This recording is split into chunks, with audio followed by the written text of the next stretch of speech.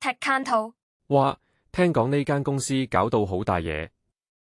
呢款全新開源小工具 Claude Media 專為 AI 編程重度用家而設，可以將 Claude Code 嘅使用統計數據即時顯示喺一個超細嘅桌面儀表板上，方便隨時監控用量。我話你知，呢個對我哋影響好大。以前無論有冇加電話號碼，用戶都可以攞到15GB 免費容量，但而家唔同咗。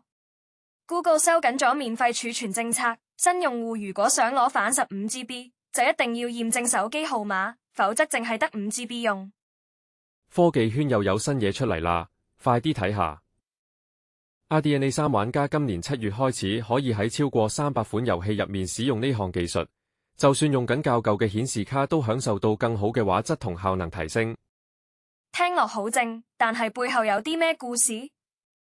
呢個係由 Yango Rodgers 撰寫嘅 Low-Pass 通訊，專門探討科技同娛樂嘅交匯點，特別為 The Verge 訂閱者提供。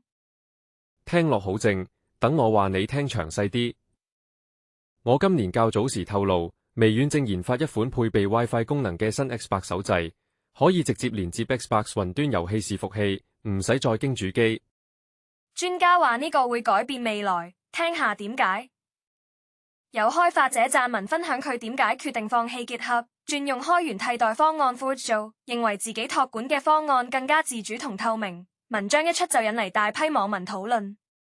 訂閱我哋，再見。